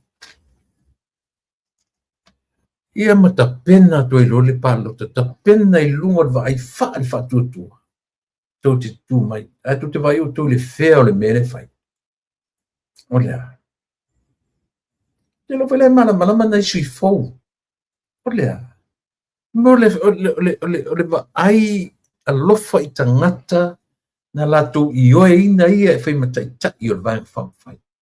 Na wha mua tangata nei ila tō finger minister. No matter who, no matter what. Pe anga vaa me nā lea tua. Pe a whai e moni lea. Pe a whai e moni o nā alofa I tangata. Na whaatua tua ina. Tasi a mea ioe. Oa. O le sia tangata, sila la utu ia ale ma. Vai lela, le cheno la vala tala noa I ngā luenga whaawau ne tau sanga. Le tau tino ai, le tu ina matua le na whaoti e le siwai. E peato. Tia peato. Tau tino tia peato, tau tino e ale vena ale.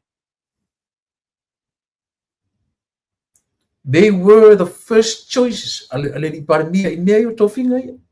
But, o le la health, ma le la tuifua maloloina. Na liuli waili tō whāma tu ina tuailu. Ia vailo toi tupua. Lea ua toe avatu, toe maua le avanoa. Whetau le lei malona malosi foa. Le malosi tuloi. Ale tua ia ale. Ale ua toe... Toi pale a ale. A ore toi ina ia tia peato. I loa so ina re toi tusalo na marosi. Yeah, fair enough. Es el fair. Es el sao. Ioe.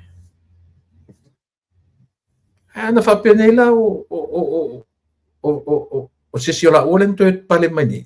E na te whaia whapea. Le ai. Fetu ngā mentality le wha ai tilo le tangata wheme i ele ngā wā. E ngalo i tangata ni, o le ngā wā. E le se mea oe ma, o le mea whale atua. E pule ale atua tangata tu i eilo nā ngā wā. Tu sa whi pule tangata le ngā wā, ai a wha ngā wā ai le atua. E ala. E le se mea tau tātou mena. A o ina wha ngā wā ai le atua le tangata le ngā wā. Nang ora vai fela le fia mem tu repa. Ia la auli le malito ma follow us ana ta umane. E le nga va la auli le malito ile tofi pale. Ia le sanga ngana ia le ia le fai se ilonga e o so mai le la. Se ilonga se e o so mai le la se si pito fato fele o la o pale bia ngaka. Ia ale winga le tala. E ale no fetsamo. Tau te manaturo i mea o anga wā. Sa ili, pili tai lona anga wā. Ele se sele tala. A i o tau sila fia. O mea i tau anga wā. E mawhai ele atuan wha anga wā tangata le anga wā. Pe a whaia e moni le alo lofa i se whainga mō lona tunu upo ona tangata. I o me tau ana. Ioi. Ta sile me tau o feelinga ale fionga le i pale mia i lana ka peneta. Na fili i lunga o tangata na moni le whātua ina o ia. Na moni le aro lofa i le vaenga whai. Na moni le aro lofa. Ioi, i le atunu. Ia, le nasa mo. Nana le si meta tu tilo ye.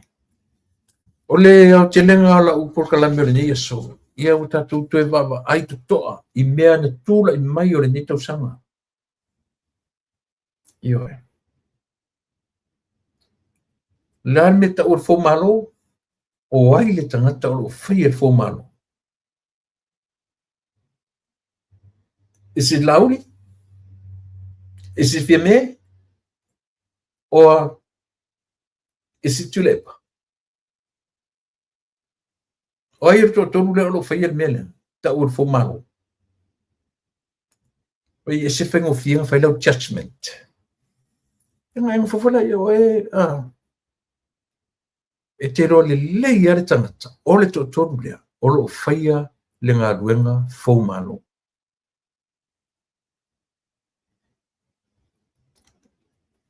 Awa ana fo ua le lau le malitoa, ia le whenga malo a fiame.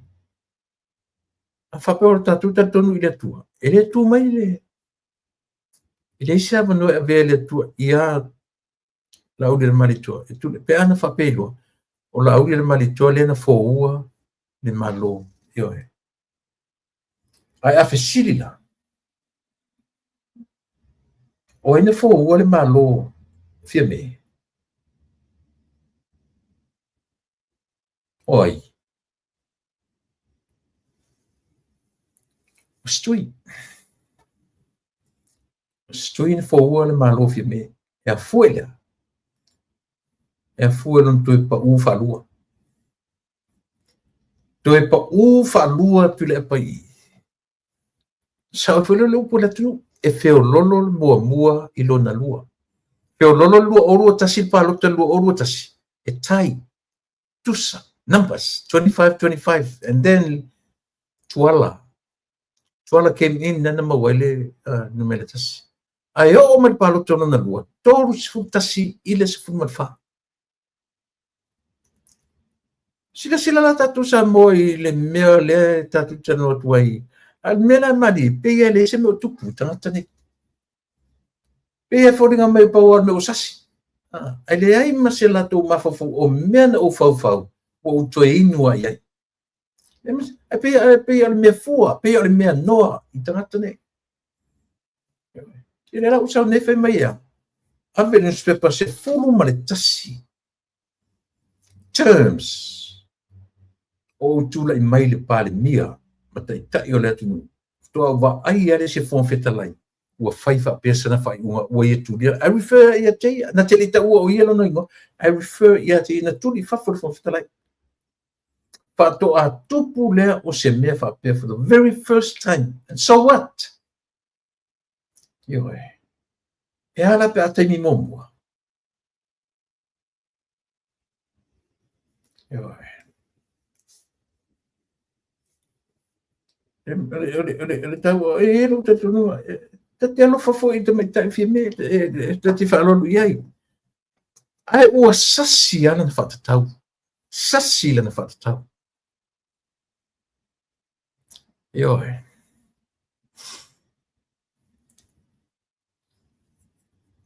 O ila te taun whai tau le leia lo tulepa. O ia le se le la vama le la ulia le malitoa. O te tau rola ia i tuina. Na tu o nisi o na mawhawhaunga ioe. O to e veni au i newspaper. E te a tili e ia ona e whātu i laloina. Isia, langa i le popole newspaper i pārme whai newspaper whātau nu o romana onga. Watu tu susinga e watu. Au mai lunga newspaper isia. Mo e lato tupe. A se opu o le whape ma o se pui nga le leo lo tangata matua. Le ke i newspaper. Wai o tangata i whai atu po le lofa. Anu sa fo isi whaletua si lo matua manai ana whanau. Ile le mama i tala tangata ma le olo whai lo natu tama. Io, e te tau whailana whai alofa mea to ina i whai alofa i se onto rua. Ma se an whanau. Ianga la whasolo ina le mawhawhau io le atunu. Ma whasolo fo ina le popole le atunu i la whonga. Taru wai samu. Ke le lope a whea au te whai atu ala utala. Nā le atili ai. Sa iei le whatara noanga mena rina na whea pela utala e. Au tau wawai te mini. Pau a mea ia au mai lunga na mo mea press conferences a ale tai o le malo. Na orona teimi fo i e tala noi ma le media. Nana sa wai e sa wal mo lau te lenga o ana sa noanga o le lunga na i sa mo whea ngai ma le media. Whea ngai ma matanga lunga te tas. Pau ana o le teimi lea o le teimi o le lipamia. I le o alu se teimi o le pale mia i se mea fure le sau a no te mana tua ta mai ta ile na tuli fafoe. Ia langa o piu matuiana o por tuli fafo. Le ana whai atueria e tuua le ia le lato le press conference. O i fure ngol mai tai. Maretta. So me te ila po fo le observer. Atu e lapi atu le pa whaila na whesiri whawatwale i atu le pa. Le mele le poa le interview. Le ana whaile Christmas Eve atu e whaile interview. Ai foi. Vai tasi le meu o pa i le mele. O wheo i tato senior tustala. Le ua lua e pe tolu nei i e whatanuanga. O le si whatanoanga so le na do tasi atu stala na iai, na TV1. Le si mele the previous one, na do lua atu stala na e moa e kema o watu len fesili. Na o si ri o ngana savea, ia mar TV1. O whea le mautangata o le media, whea o iai. O le taimi o le latu taimi mare tai o le atunu. O le taite o i e tauna tumu iai. O ile le pare mia. O fele oia. O fele ia tai o le just, fele ia tai o tutongia. Ile fia i o whatanoanga. Ioe. Nau na tartano, fwere le langa lan fesiri to mai tai leo Marita i atu le. O le asa nei loa i le press conference lento fa o sole a foi. Ale fionga le li parmia. Ale la fa Christmas, the Christmas Eve. It's out.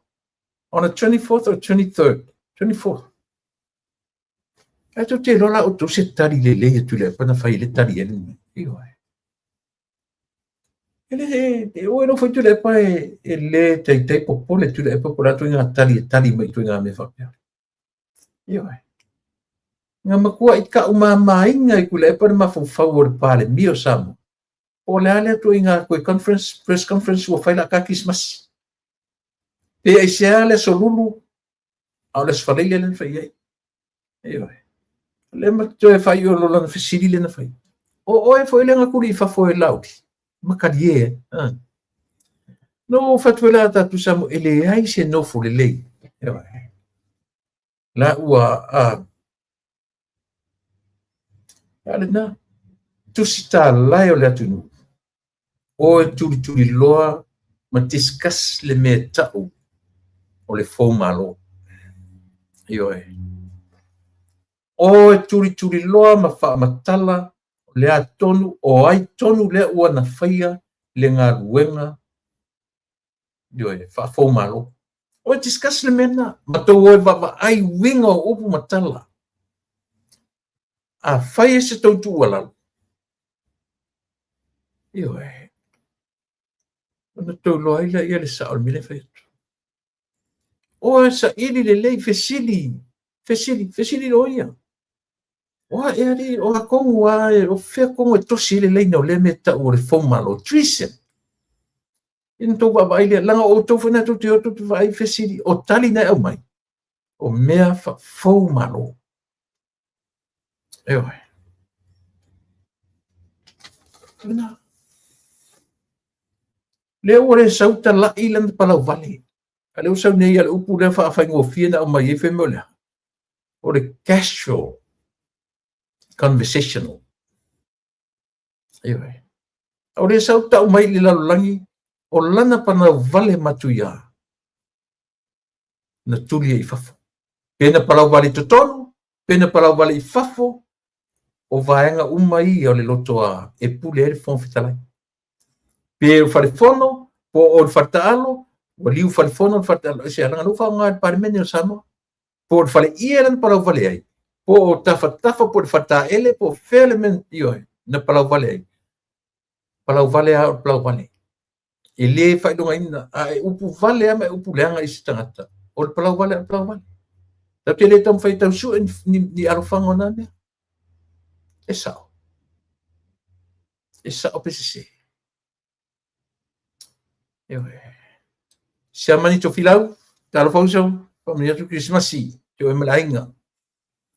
Pese tā, matalasi, ya feta matalasi, malo faftai, taile, pelo mai manuia fo ilau tau tua mai ina i New Zealand. Te tele uso, ia, pa pena fo i tunu mafono, ia matatu uma o lo mfai ona amana ia se tu la se minute a fe ai la tautua mo o Samoa. O tele vaenga ia o te tartano atu e te tapena whale mafofau e tato. Peo no whai atu. Le maula pisi ia e ao e tangata. Ioe. O tele a nei por kalame, ia pe fula le whafongfonga mai ia le uso ia feta matalasi. O lana fo i tau mawhai mai i lana fo i pitola au mauai ma lea wanoa lea. Ia le whafongfonga mai le uso ia feta. Leota, ia feta, matalasi. Ua lama whai u tātou ngā ruenga o le nei tau sanga. I le whaingo fie upu matala e whea ngai ma tātou tala tangata. Paftai malo whai o le whaiva.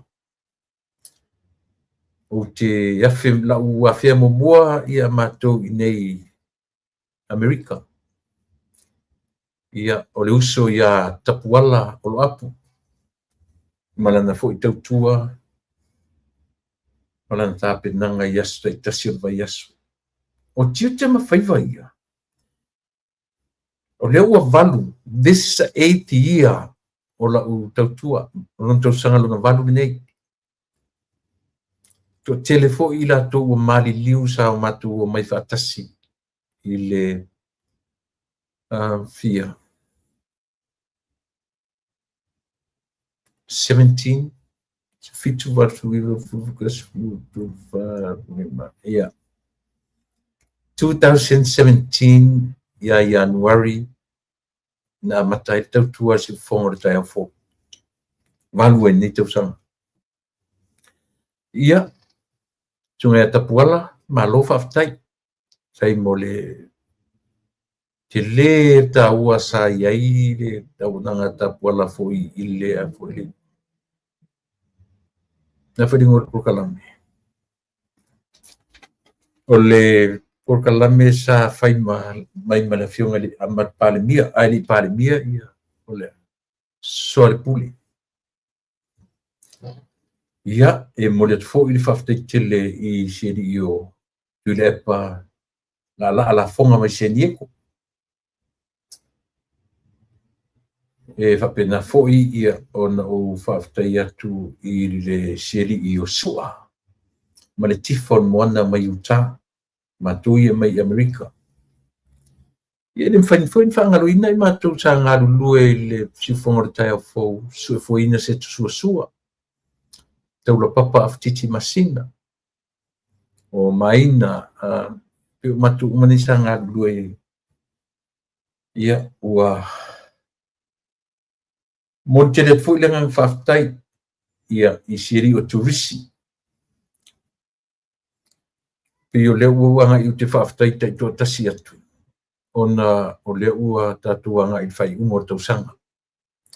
Tatu te uru whale atu lisi a matanga o le tausanga fōu i le vai aso le asau. Tatu aso wharoi le muli le nei o le tausanga 2 Turisi Samoa ia whaftai atu ia le lupe whalele marisi ufonga le tai a fōu. O i tiu te mawhaiva. Savea le ataua le taua se yuli le maritoa le se tā Al Harrington ia wa tele usua fauso. Paftai mo whaiva saati ia so tai tasi o vai aso. Ma lo whai il whaiva, ma lo le on sai. Ta te whengai ama upu matala tangata. Ia ai le mwhain tatu ioi. Tatu te whaia lava ono tatu wa ai alofa male manatu i le atu nuu e ou le whainga malo. Ia, le ngata ia savea, li atau savea, ia whaaftaru whatfo i tau te iai. E whaaftai fo i leli i o asiata le teita i o le Purkalame, asiata pio vauliko, ia o le teita i o le tau te iai, ia malana soa tau, ia si le sunga ia le ataua manufui ia na Peterson. Ia me se fo i le li pule o le TV fasalau ia nai fui maono. Pafte tele ia ia ai seri o manatu lele. Pafte tele mo fo i tiute ma faiva pea. Ia ele ia oi nai faiva fatanga mai lau waina nai ioi. Fia fatai tai atua iai.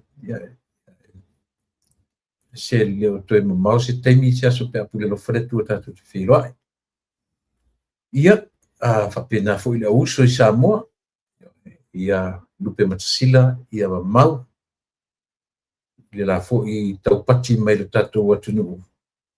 Ia ma lo whaftai ia le ngaru lue. Tatu tau whailawa i nei mea ona o le tatu nau alofa i le tatu malo. Ia mawhai ona whaawawina pea. Ia tūlanga le leim, tūlanga tau safia e le atunu. O ai nisi o pa ui a tiao. Ne te ua a. Ia, na. Oia, lau tama o mus wharupenga. Mus man whasoa mai Malaysia. Ma lo whaftai whamani atu kismasi mana tau sanfou. Ia o tau malapa.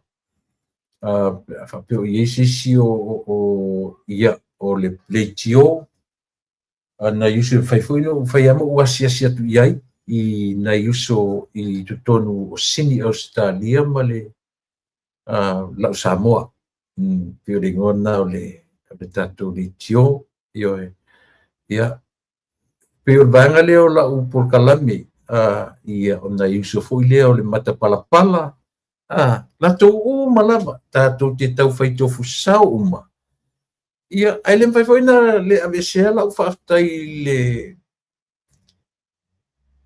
ia i latou fo'i o lo'o lagolagoina le itapipi malo le fai o le faiva o laga o tatou ta'aloga e ese fo'i le mea tu te naunau outou i ai e fa'amani atu le kisimasi ma le tausagafou i le li'i o mafi o ai ma le utaga mamao ia lenā tama o le ele a sa'a alofa atu uso tama o le ele ono sa'i mai sa mo atu tu iti maua se a ia o le utaga mamao o le li'i o pulotu o le ungali fo'i lea ua lea ia taua na o pe iai le agaga fa'afetai aisia laga e lautele la'u va'ai e le lautele la'u va'ai i le tulaga fo'i lea e fina mai fo'i nei auso ona la e ese fo'i tagata latou te lagolagoina but at the end of the day o tatou fetaua'i ma tatou femisa'i ona tatou te faitau ese ioe tatou te faitau ese i tulaga o ai e tatau ona faia le mea o e tatau ioe pe o mana ale mawhaina vea se auto mala'u whaftai. O te whaftai e fo'i o tō loutou whina. O wā ana le fo'i la auto. Ia e le marorosi mai fo'i ia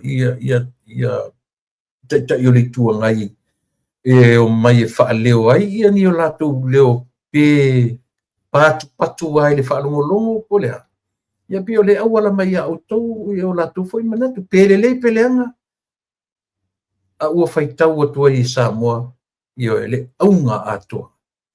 Langa le no whaftaia, le fo'i pe fo'i lau si ungali ila, le ua le ua i lote fo'i atu i Australia. Iwe, baai, tātou ta alo lungo le ta longa. Aua tātou te whela mata.